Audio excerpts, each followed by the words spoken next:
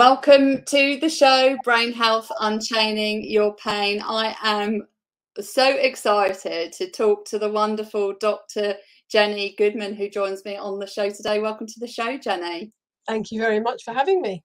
You are most welcome. Now, I know we met at a conference in London when you gave a phenomenal talk on toxins in the environment and how that affects our overall health and well-being. But for those that don't know Jenny, by way of introduction, Jenny Goodman qualified as a doctor in 1982 and for the past 22 years has been specialising in nutritional and environmental medicine, such an important topic, and having finally found a way to practice medicine that is preventative, natural and truly health sustaining. She's author of Staying Alive in Toxic Times, a seasonal guide to lifelong health, which is an absolutely, I have to say it is one of the best books I've read and the easiest read as well in the context of understanding all of the toxins that we are exposed to and what we can do about it from a practical perspective. So I just want to really thank you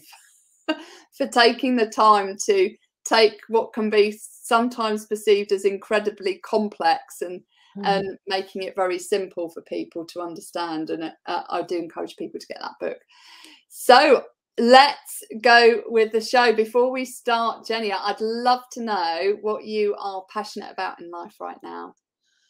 Oh, getting the truth out there about illness and health, about what really makes us ill and what really makes us healthy, which sounds like it should be a simple thing, but actually it's not.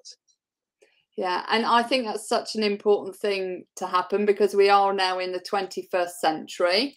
And I think sometimes it feels that we are stuck in the 18th or 19th century in the context of medicine and the changes that need to be made and people fighting against a system that, for me, personally, it feels that it's become something that's feeding itself rather than serving the people that it was intended for in the first place. So I'm really excited to dive into this such important topic.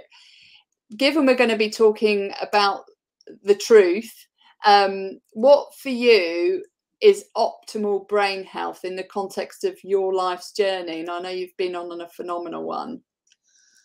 Well, the brain is part of the body, right? Mm-hmm. So optimal brain health has to include optimal physical health.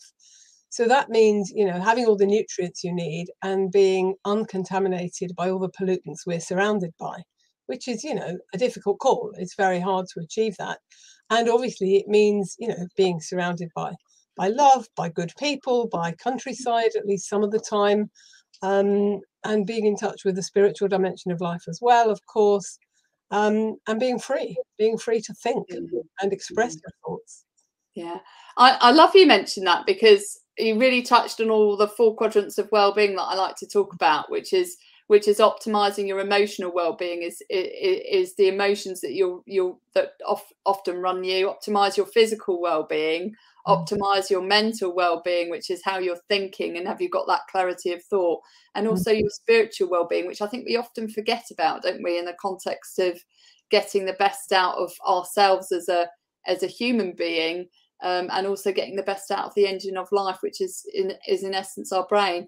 And also I think, historically, people have approached the brain as a separate entity to the body, as if there's no connection from the neck down. And in fact, it's such an interconnected organ, as you say, it is part of your body, and it runs many aspects of your bodily functions. It's really the central processor to many things, but we often may have grown up in a space or time where we've just looked at the brain and we've not looked at the whole system. So I'd love to know what got you into functional medicine and ecological medicine, as that you do now, and toxins. Okay, so functional medicine is the American term. Yeah. And I belong to the British Society for Ecological Medicine, whom I discovered in the early 1990s, the late 1990s, sorry. And I'm very glad that I did, because I went to medical school back in 1976, do the maths, a long time ago. And I was hoping, I realise now quite naively, that I would learn to heal the sick, and that I would also learn what were the root causes of illness and therefore how to prevent illness. Fast forward 6 years on to 1982, I graduated having learned virtually nothing about any of those things. And in fact, I had been warned before I went to an interview at medical school, don't say I want to heal the sick, they'll say you're a sissy. And they did. They said, go and be a bloody social worker. That is what they said to me.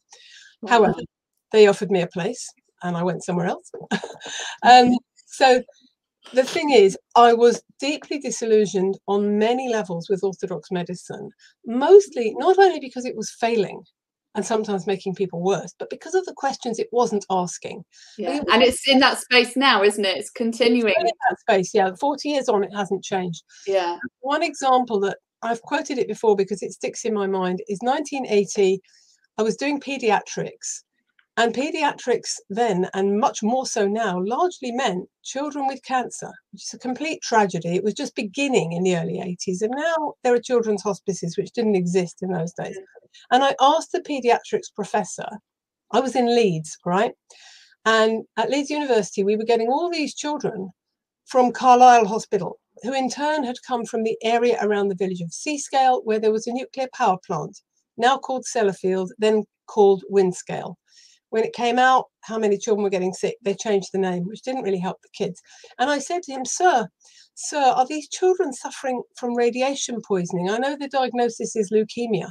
Is it radiation poisoning? And he looked at me and he said, Miss Goodman, I am a clinician. My job is to treat my patients, not to inquire about causes. And that's how it is. Wow. And that's why after a few years in general medicine, surgery and A&E, casualty as it was called then, which is the best bit, that's the bit that orthodox medicine does very well indeed. In an emergency, they're very good. But I didn't want to work in emergencies forever. And it seemed to me that everyone we saw on the wards, the heart attacks, the cancer, the diabetes, they were all emergencies and could have been helped with intervention 10, 20 years earlier. That wasn't happening. And so I left. And I didn't leave with a clear vision of what to do next. I'd never heard of ecological or functional medicine. I knew something about nutrition, but I didn't know that it could be used as a form of medicine in its own right.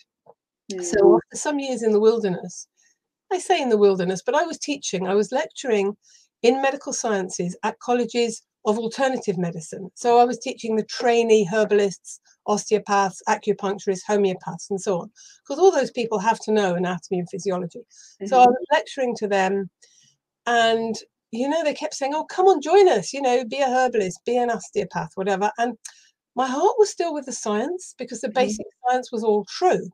But what medicine had failed to teach me was how to apply it. I thought I had given up on conventional medicine, on finding an ethical, genuine way to practice it. So I went off and trained as a psychotherapist, got a master's in psychotherapy, and I worked doing that for a while, and I loved it. And then I had kids. And when I kind of emerged from that maternal brain fog and wanted to go back to work, I found I didn't want to go back to psychotherapy because it was too much like parenting. Put your own feelings aside, be there totally for the other person. And luckily at that point, when I was ready to re-emerge into the world of work, I discovered what is now the British Society for Ecological Medicine. Yeah. These are doctors who had all the same questions that I had throughout medical school, but were finding answers in terms of studying people's nutrition, their diet, the health of their gut, and that's about putting the good stuff in that's missing, and also about toxins and detoxification. And this is environmental pollution in the earth, the water, and the air that gets straight into our bodies and that makes us sick. And it also pushes out the good nutrients, just like having good nutrition helps you resist the toxins in the environment. So I learned all this from the late 90s onwards. And I just felt like I'd come home. I felt what they're doing here is what I meant by medicine when I decided at the age of 8 or 9, I want to be a doctor when I grow up. So that was a tremendous homecoming. And the society was originally called British Society for Allergy, Environmental and Nutritional Medicine. And it changed its name to British Society of Ecological Medicine because it's easier to say, but for a deeper reason. So I'll try and explain why we call this holistic form of working with people in a natural way, with diet and supplements and detox, why we call it ecological medicine. It's ecological for two reasons. Number one, it sees the whole human body mind as one joined up ecosystem. I'll give you an example of how that doesn't happen in conventional medicine. You go to your GP and you say, oh, I've got this dreadful rash all over that won't stop itching. I've got pains in my joints and I'm getting out of breath. When they've tried a few drugs on you that don't work, they will then refer you respectively to the dermatologist for the skin, the rheumatologist for the painful joints, and the respiratory physician for your lungs. And those three people will never sit in a room together. They will never speak to each other. And if you put them in a room together and bang their heads together, as I would love to do, they still wouldn't know what to say. It is not just about lack of time. It's about lack of thinking. This is one person's body. What's happening in it? It's a system. Yeah. What are the triggers in this person's system that's causing malfunctions in these three different systems, three different manifestations of what is certainly going to be multifactorial, that is many causes, but all resulting, so we've compartmentalized the body, so we've compartmentalized medical practice. So ecological medicine is ecological in the sense that it doesn't split you up, it doesn't do that, it looks for causes. What's in you that shouldn't be and what's missing that should be in your body. Let's get alongside the body as an ally and see what it needs, rather than fighting it with the anti-drugs, anti-hypertensives, antibiotics, anti-epileptics, antidepressants. They all begin with anti, because they're all fighting your body's natural processes, rather than listening to the body and saying, what are all these symptoms trying to tell us? Yeah. Now, the other crucial sense in which ecological medicine is ecological is it sees the human being in the context of the greater ecosystem, which is planet Earth, from which we cannot separate ourselves any more than a baby in the womb can be separate from its mother, right? We breathe the air, we drink the water, and we eat the food that's grown in the soil. So whatever is in that soil and water and air, good or bad, it's in our bodies. And whatever is missing from the soil is missing from your plate. It's missing from your dinner. So, intensive farming for many decades has depleted the soil of its good nutrients. We're missing them. 60 years ago, a plate of broccoli would have given you probably as much calcium and magnesium, a portion of broccoli on your plate, as much calcium and magnesium you needed for that day. Now, it's still good to eat the broccoli, but it's not enough.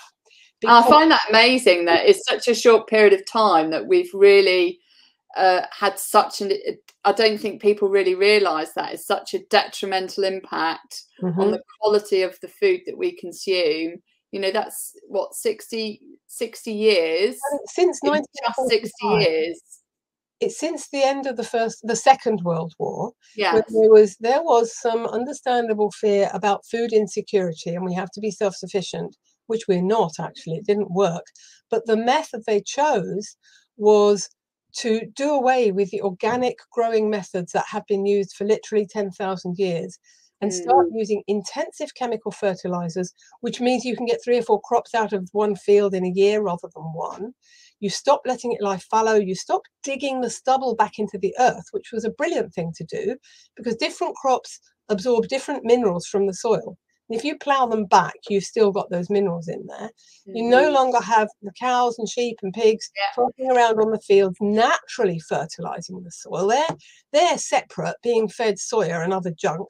And then putting artificial fertilizers, exactly, which are not natural to them, on the soil. So that's just the fertilizers. Then you've also got, when you do that and you do monocrop farming, you sort of one crop over a vast extent of land, rather than the natural way of mixed farming, because we all know if we're gardeners, a bit of marigold or garlic in with a cabbage stops the bugs.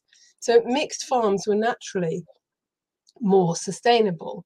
So instead of that, you've got a monocrop. So any pest that likes that particular crop will explode in numbers and feed on that crop. So then they come along with the pesticides to kill that. And they kill so many creatures in the soil, the essential earthworms and insects and bacteria that live in the soil, the fungi who help the roots of the crop plants fix the nutrients from the soil into the plant. They kill all of that. And then they get other bugs coming along, the ones that are resistant, and they explode in number. So they come along with the heavier pesticides. And the pesticides, the herbicides, the fungicides, these are all known collectively, the insecticides as well, as biocides, literally substances that destroy life. And they're made from nerve gases. That's origin in the chemical industry. So it is no wonder that when we eat food that has been drenched in that stuff, or an animal that's eaten food that was drenched in that stuff, we are eating petrochemical pesticides. Now, where it's relevant to brain health particularly, is that they are what we call lipophilic. They're attracted to fat. They dissolve in fatty tissue. And that means, firstly, they're not water soluble. You can't just pee them out through the kidneys. No, but they stay in your middle, they get stored. Well, yes, but they also head to the organ that, which is the brain, right? So the pesticides, insecticides, and so on, they're on your food if you're not eating organic. They're on your cat's flea collar, right? There are alternatives to all these things, by the way. If you want to keep fleas, you have to read Jenny's book. Yes. About it. Yeah, if you want to keep fleas off your cat or dog, which you do, you simply get some neem powder from a good herbal supplier, NEEM. The neem tree is from India, and the powdered bark and the leaves are incredibly antifungal, antiviral, antibacterial, anti-everything. And you rub this powder into your cat or dog. And for a day or two, you have a green pet. But that's interesting. And then the cat or dog will lick the powder off itself, and it acts as a natural herbal wormer as well. And then your cat or dog has no fleas. I mean, I've been doing this for 20 years. It works.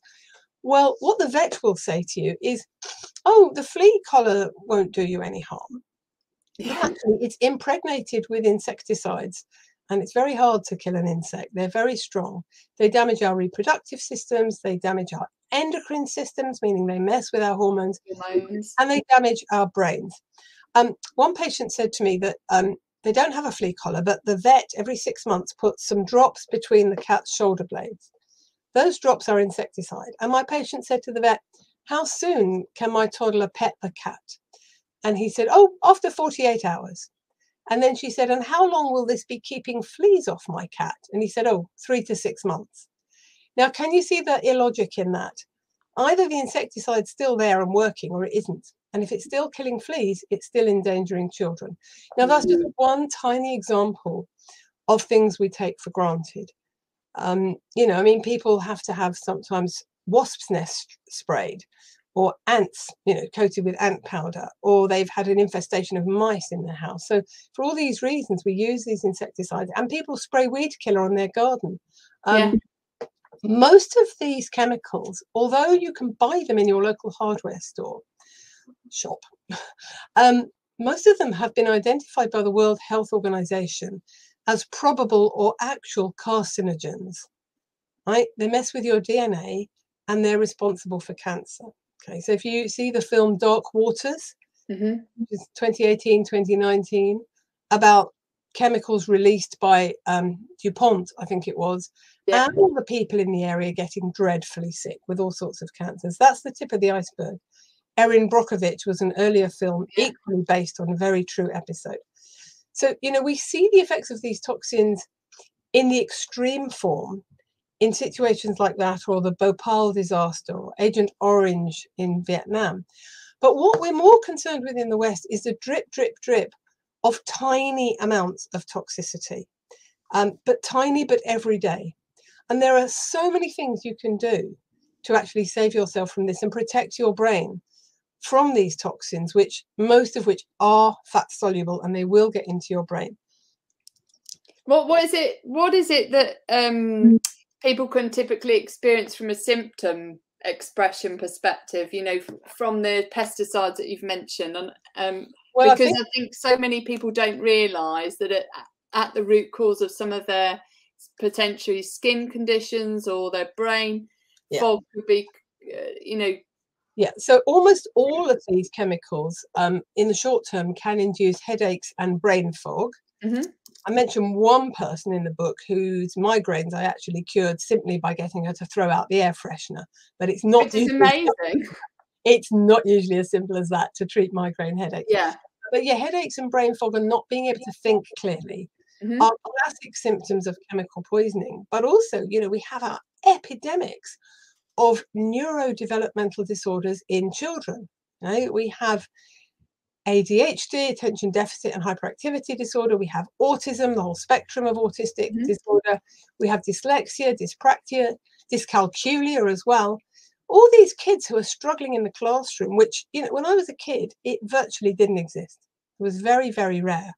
And it's not that these kids were just told they were stupid. These kids weren't there. Everybody learned to read and write with very little difficulty. Yeah. So, and also mental health issues among children, depression and anxiety. Now, there are many contributory factors, and I would no way sit here and say this is all down to chemical pollution, because we know that mental illness and distress is heavily, you know, contributed to by social and economic factors, the pressures of social media and advertising on children, the crazy life they live online, by childhood trauma, a little bit by genetics, a lot by nutrition, but also by environmental pollution, which is both chemical and now electromagnetic pollution as well.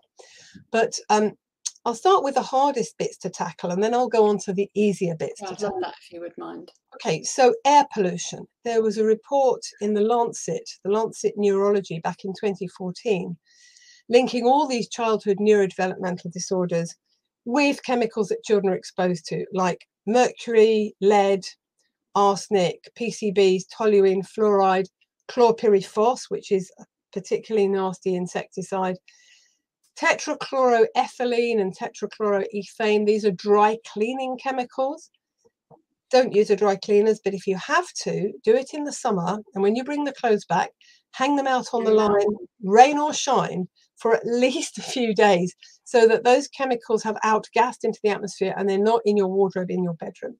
And it's also in sofas, new sofas, and, you know, anything that you guys new. In a minute. Yeah, indoor pollution is important because there's virtually everything you can do about it, right? The air pollution and the particulate matter, particularly in the nitrogen oxides, which are increasing fetal damage, Alzheimer's, suicide rates, even depression, autism. Traffic fumes basically can increase mental disorders by 39%. And that's taking into account other factors like poverty, because obviously it's the poorer people that live on the busy main roads, but even allowing for that, fumes in themselves. So if you cannot move house to somewhere where there's less traffic, which is very difficult for 99% of us to do, you can at least take the back routes. You know, usually you don't have to walk along the main roads. Take the back routes with less traffic. And if it's 5 minutes longer, good, you've got 5 minutes more exercise. But indoor pollution is something we know much less about, most of us, and we can almost totally reverse it. Right, so let's start with what's in your kitchen cupboard under the sink. Right, you've got stuff for cleaning the oven and removing stains from the carpet and polishing the furniture and spraying the surfaces, and 99% of it can be replaced by a damp cloth. Yes. Now, there are homemade cleaning things you can buy.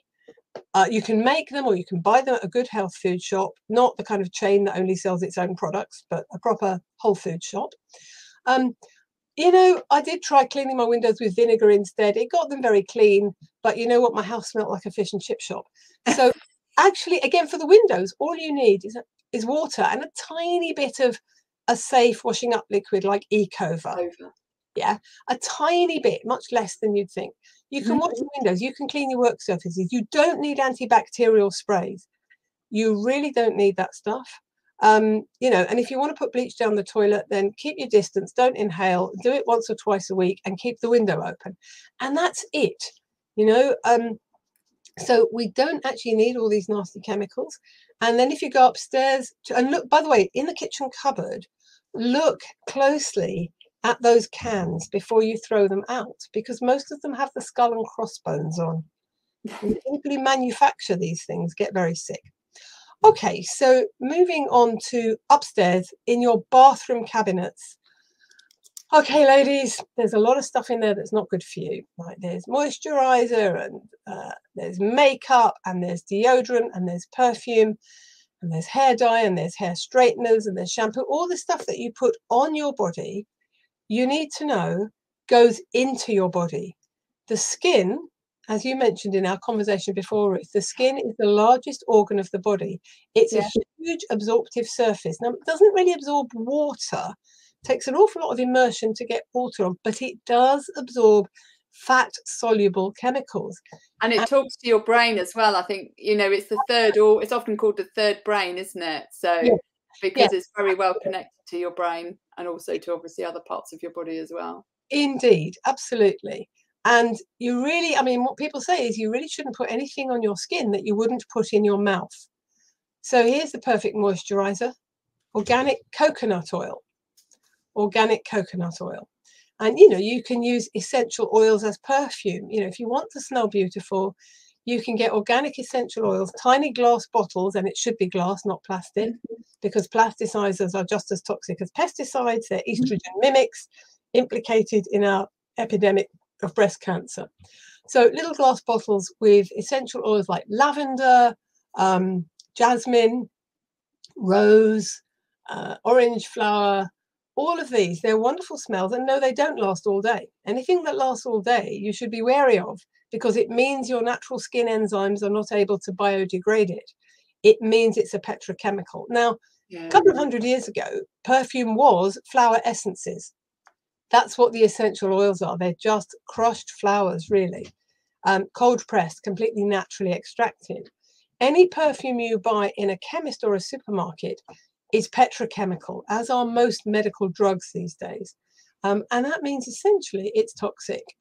Perfume, there's a wonderful group that researched on it, the Environmental Working Group in America. I'll put the link in the notes. Yep. They found the average bottle of perfume, quite apart from all the dreadful things that are on the label, like benzene, which is implicated in leukemia and so on, there are 14 unlisted ingredients on average. Wow. There are loopholes in the law that say if it constitutes less than 1% by volume, then you don't have to put it on the label. The same goes with food labeling. You know, so you're saying that up to 14% of your perfume? No, I'm saying that they found on average 14 ingredients in the perfume that were not listed on the label. But if it's less than 1%, they don't have to list it. So you can have 14 ingredients that have really 1%. So 14% of your bottle could be containing unlisted ingredients up to. It's true, but even the 86% that are listed are pretty nasty. So, you know, as you should, you know, obviously I don't want people to buy food in plastic packages or tins at all. I want people to eat real food, like, you know, an apple or a fish that doesn't come with a label on it. But if you are still getting stuff in a package, then take your magnifying glass and read the ingredients, whether it's something you're going to put in yourself, that's food or drink, or something that you're going to put on yourself. Now, there are alternatives. You know, there are safe moisturizers, lip salves, deodorants, shampoos, all these things from a good health food shop. Like I say, not a high street chain that only sells its own brands. You can get alternatives for virtually all of these. Yeah. And I would say, I would encourage people to go to Jenny's book, because she's got loads of guidance on that. But also you can go to the Think Dirty app, which is very much a US app, so it doesn't have everything from a UK perspective. But if you're based in the States, you can download the Think Dirty app or the EWG app, Environmental Working Group app, that will provide you a rating from the Think Dirty app out of 10 as to how toxic the product is, and then it will offer less toxic alternatives. Yeah, that's right. And what you have to be aware of is a bit of a minefield, because there are certain companies that on the whole are very, very good, like Sukin, like Green People, like Urtekram, which is a Danish one. But occasionally these companies get bought out by a big pharmaceutical company, and then products that you were buying last year that were really clean and safe have now got, say, titanium dioxide added to the sun cream, something like that. I did a whole series of Instagram posts a few months ago about sunscreen. and how careful you have to be. But yeah, I have actually noticed that myself with my daughter when we used to buy a product called Aveeno, and it was for the bath, and it was considered quite safe in the context of the app. You know, looking at the ratings of the app, I didn't know as much detail as I do now, but they clearly changed the ingredients. And started having a detrimental effect. Not just the girls in my NCT group noticed that those that were using the product noticed that there were problems with skin, dryness, and so on. So right. it. And so you have to read the ingredients list every time because it may change. But you'll get to know, you'll get to know what these things are. You can look them up. It's not very difficult. And, being careful what you put in yourself and on yourself just becomes a habit in the same way that cleaning your teeth is a habit and no longer feels burdensome. So could you just explain, we talk about everything that you put on our skin, what impact it has? And I think it's really important for women as well, isn't it, in the context of our endocrinology, it is the impact it has on us, what we might notice when we're using products that are toxic. The problem with all this, Ruth, is that the people who get immediate effects, the chemically sensitive people who say, oh, I can't use that, it makes me feel dreadful. Although on the surface they're suffering more, they're the lucky ones because their body gives them clear signals to keep away from that stuff. It's poisonous. Most of us don't get those clear signals, and therefore we're more at risk. So it's not something most people notice immediately. Yeah. But what we have to notice collectively at the population level is that we're now being told in the Western world 1 in 2 of us will get cancer, 1 in 3 heart disease, and there are something like 3 million people with diabetes, nearly 1 million with Alzheimer's in the UK, and we have to stop normalizing this. This is not normal. This is not how it was before the Industrial Revolution. So the effect we're seeing is general and cumulative. I ask a room full of 50 people, do you know anyone with cancer? And every single hand goes up.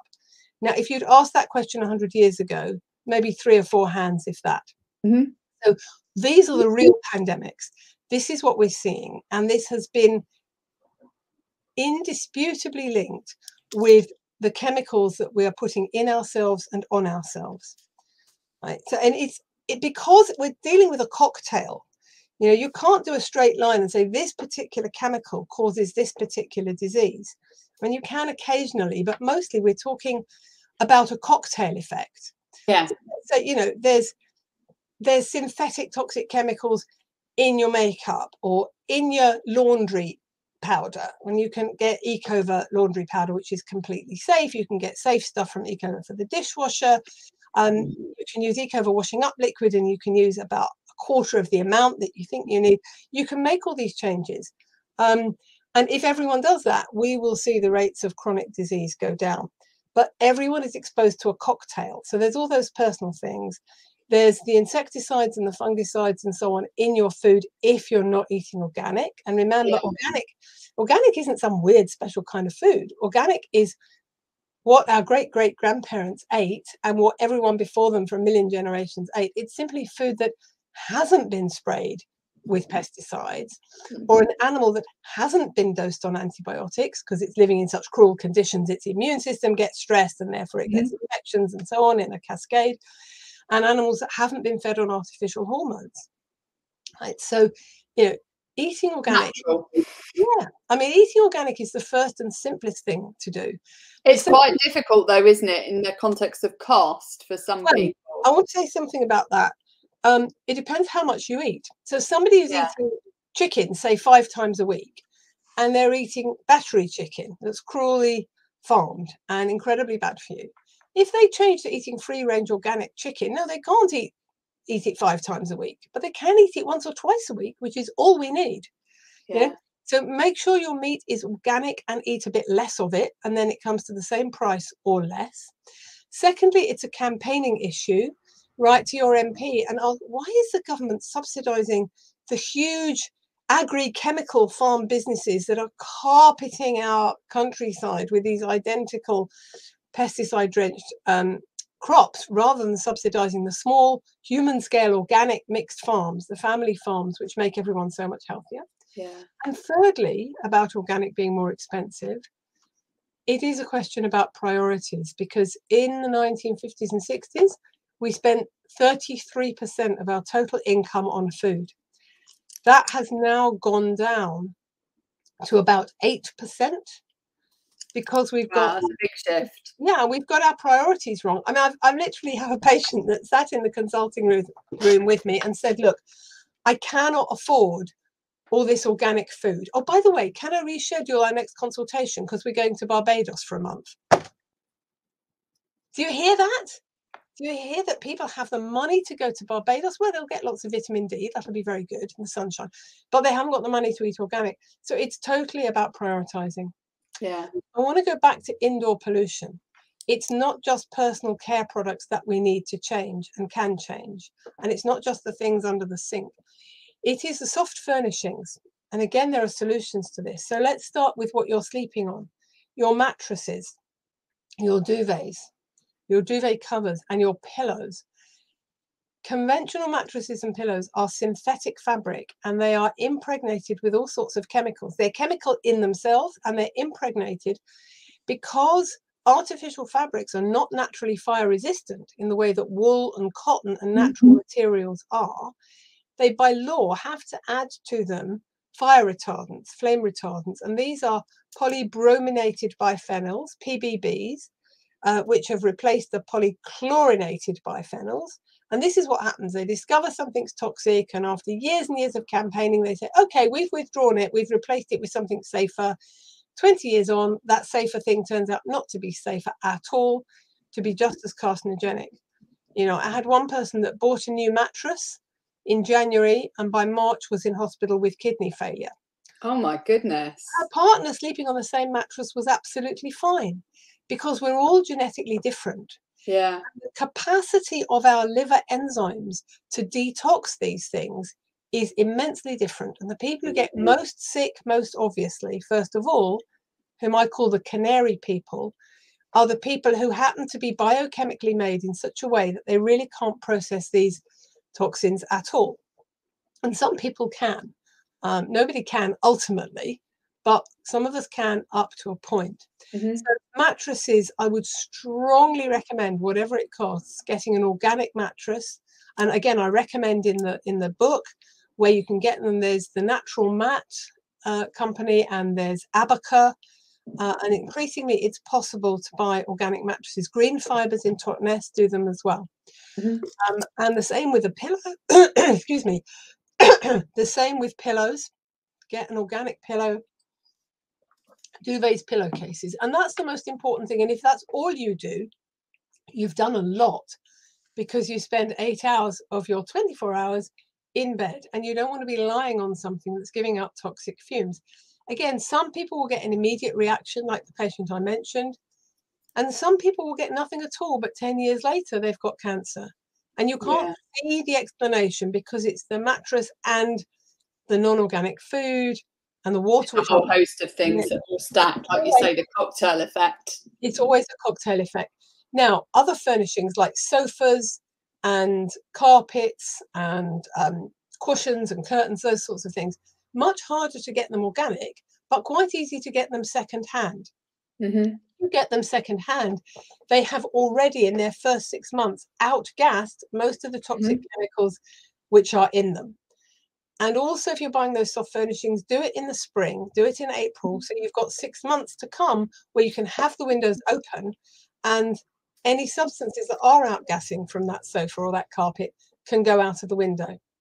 I'd love to talk about the indoor stuff in the context of painting and stuff too, because that's such a toxin. It's now quite easy to get safe paints. There are 3 companies that I know of, and I'm sure there are more now, who do paints that are not full of toxic chemicals. And I've tried them out recently. You can actually have the bedroom decorated, and even without the windows open, it doesn't smell, which means there's no nasties in there. So my favorite one is Grafenstone, Graphenstone, Grafenstone. There's also Ecos, ECOS, and Auro, AURO. They all do non-toxic paints. And yes, it's more expensive, and I wish it wasn't. But what price do you put on your health? You know, getting, God forbid, cancer is also expensive, because you become unable to work. And prevention is so much better than cure. You I can think that's such an important point. It's so difficult. You know, we put a price on ourselves, don't we? And as you mentioned, the lady wanted to go to Barbados because it was important for her, probably for her spiritual health, but actually her physical health may have been rock bottom. And we put different weightings on different parts of our health, don't we? And maybe not even value the importance of focusing on the toxic load that we're experiencing and the cocktail effect that is happening inside our bodies as a result of all of these factors. And it's hard to hear this information. None of us want to know it. It's much easier to block it out and, you know, pretend we can't see it. But ultimately, it is empowering to share this information. It's empowering for people because once you know, you can do something about it rather than, you know, passively, you know, inhaling and eating and drinking and putting on yourself all this toxic stuff. And 20 years later, you're diagnosed with something and you go to the people in the white coats and you fatalistically, helplessly throw yourself on their mercy and say, this has happened, make me better. No, rewind 20 years. You can prevent it now. And I think that's what we need to be doing. We haven't talked enough about water. No, I'd love to dive into that because I know we talked about air pollutants and we've only really scratched the surface, but I love to talk about water too because it's such an important topic, and I know you talked about it at the conference we went to. Okay, I talked at so many conferences this summer. You're going to have to remind me. Was it Health Optimization? It was the College of Medicine Integrated Health in London. The Integrative and Personalised Medicine Congress. Exactly. You have to have your brain in good shape to be able to even say that.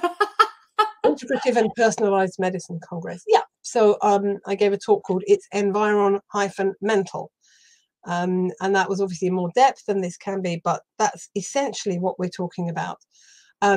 If you want to be really sure you're doing everything you can, I would say 3 things. 1, attend to your bedding.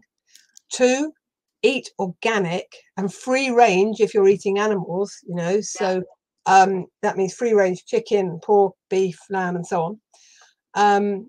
And if you can't get wild salmon, you get organically farmed, you know, or you get fish that are smaller like mackerel and sardines, so they haven't absorbed too much of the pollution from the ocean. You can do all that.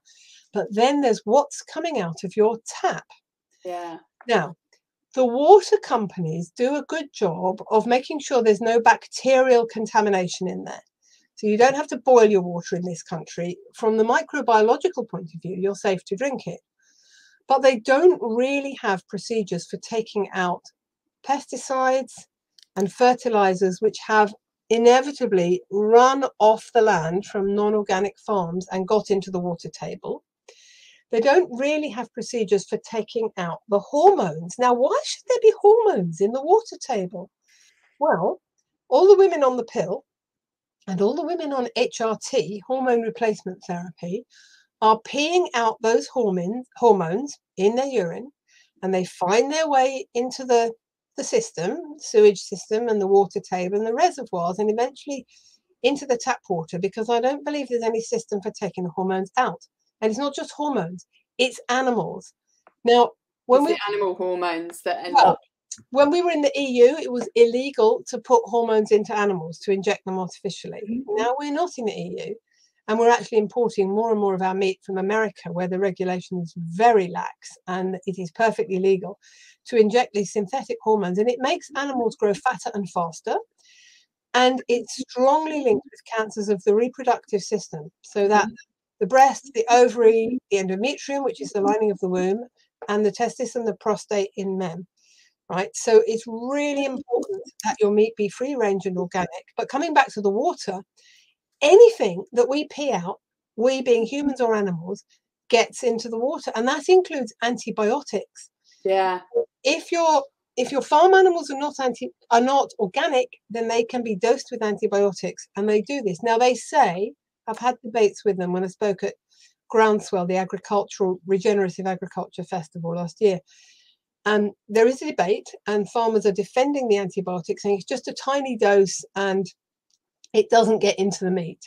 I'm simply not convinced, because it may be a tiny dose, you know, at breakfast, but then it's another tiny dose at lunch and another at dinner and another year after year. And antibiotic resistance is being created by the overuse of antibiotics not just your GP doling them out like Smarties, And but they're in the water. And so the simple answer is invest in a water filter. yeah, Ideally, a plumbed-in water filter. yeah, If you can get a whole house water filter, it's much better than the jug on the counter, because the jug on the counter is great. It means you'll be drinking water that's had a lot of the junk filtered out. But if it's sitting in a plastic jug in the sunshine, then you'll get plasticizer chemicals. You can get glass jugs, but also that means you'll be drinking clean water. But will you be boiling your rice or pasta in clean water? yeah. Probably not. You'll probably get that just from the tap. Mm. And actually, you know, the rice or the pasta is absorbing that water. Whereas if you have it plumbed in, all your cooking, even your rinsing of vegetables, although you don't want to rinse too much earth off them if they're organic. No, you want to be eating the dirt to feed your bugs in your gut, don't you? Yeah, you want the good bugs for the microbiome, absolutely. And the huge excessive amount of hygiene we've seen recently is just increasing allergies in children.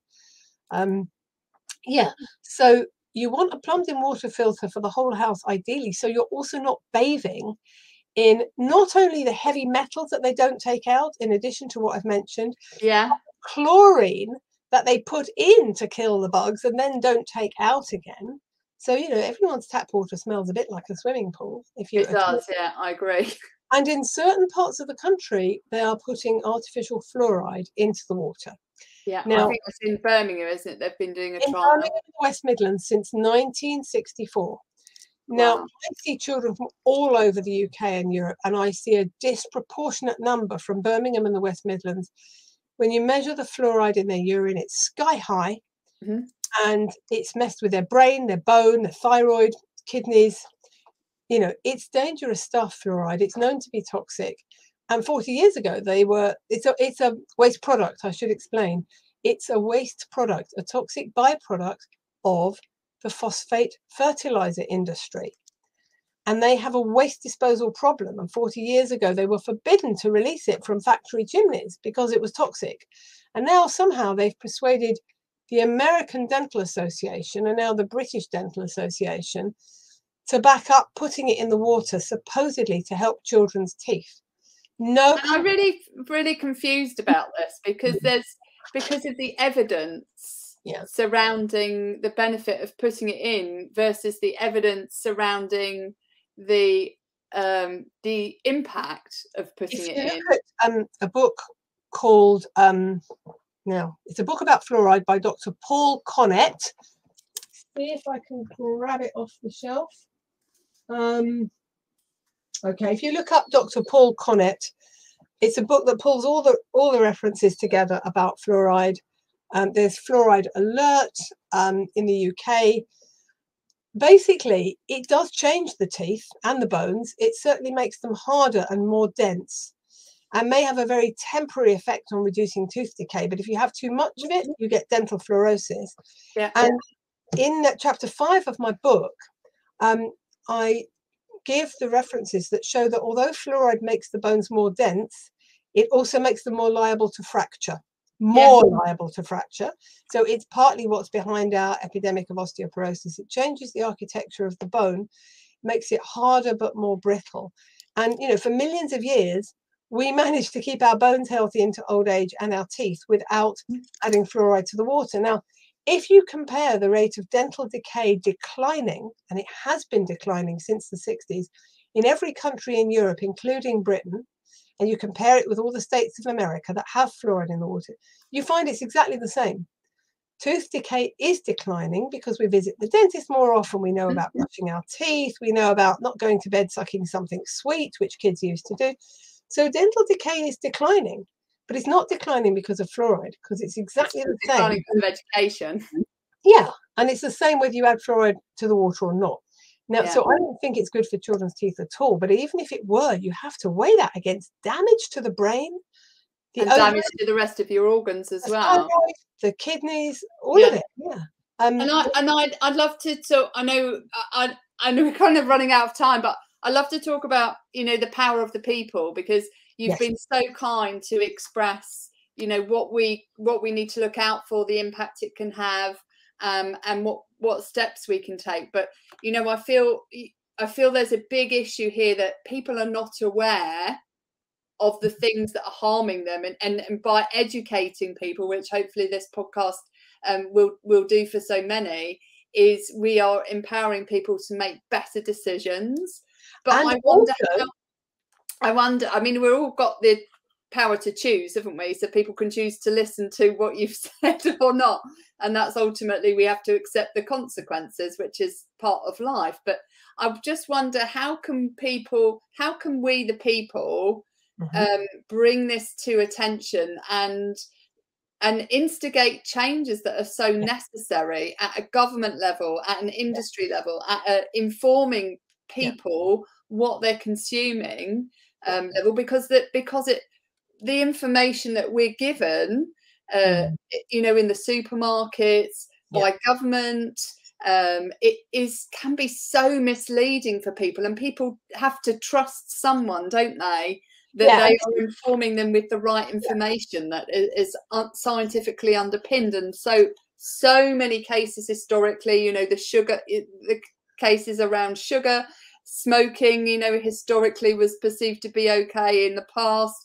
And we have the situations around get rid of fat in your diet because it's going to cause heart disease. You know, so much misinformation. Get rid of the sugar, not the fat.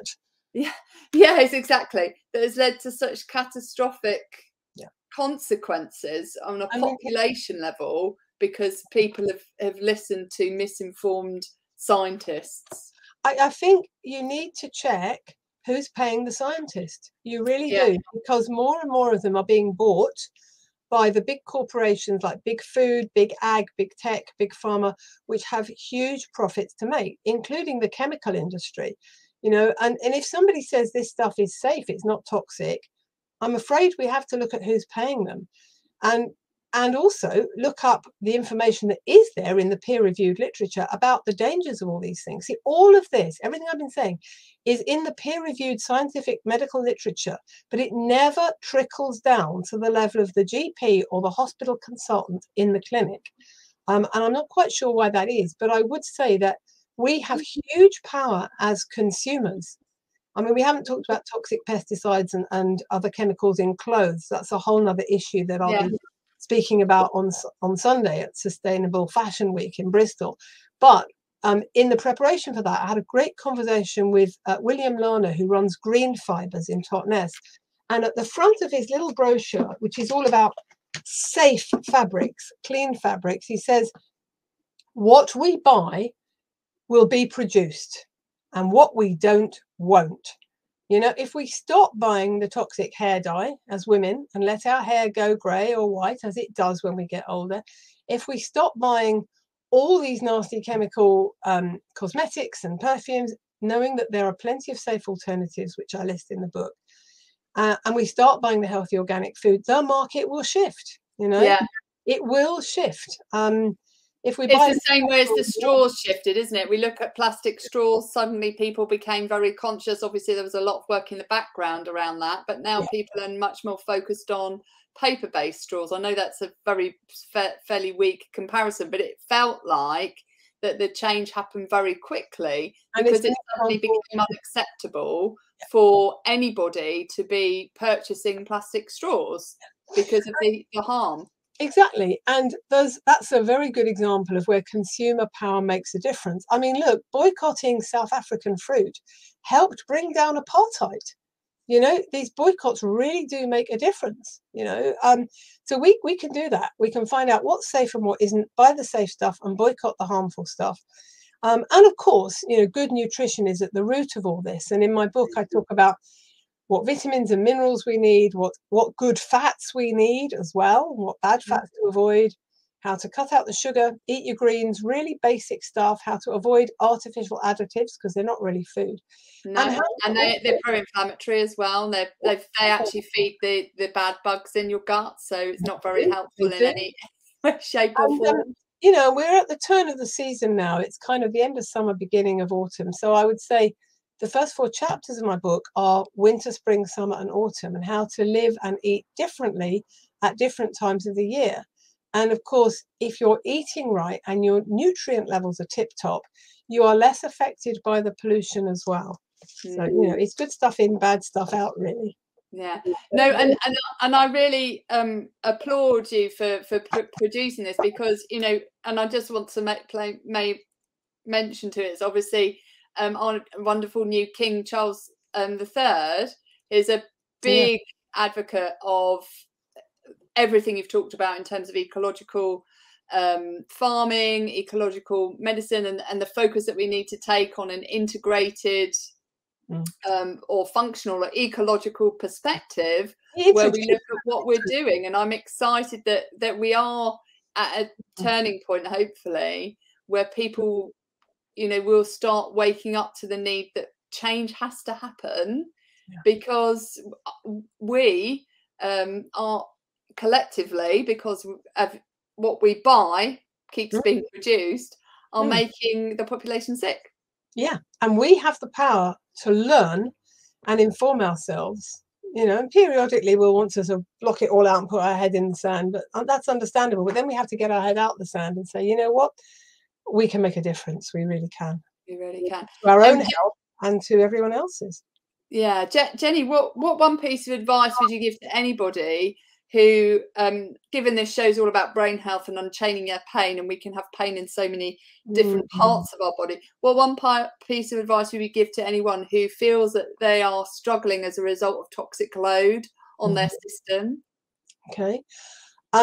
The answer to that is really in chapter 7 of the book, Tox Detox. There are 7 different ways you can detoxify and get these chemicals out of your system. But I would also say, don't be overwhelmed and don't feel you have to make all these changes at once. Nobody can, but you can make all of them over a year or two. All right. So start simple. Start by buying organic. And if you're a carnivore, eating a bit less. Get a water filter if you possibly can. And make sure your mattress and your pillow and your bedding is as organic as possible, and keep the windows open. So, you know, if you did just buy a new sofa before you read my book, keep the windows open. And let the smelly toxins out.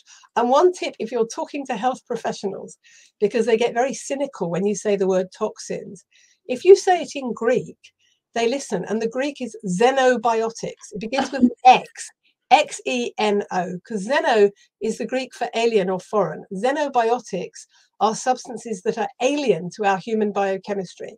And if you say, oh, I'm dealing with xenobiotics, you get much more respect than if you say I'm dealing with poisons or toxins. So that's a tip for arguing with your doctor.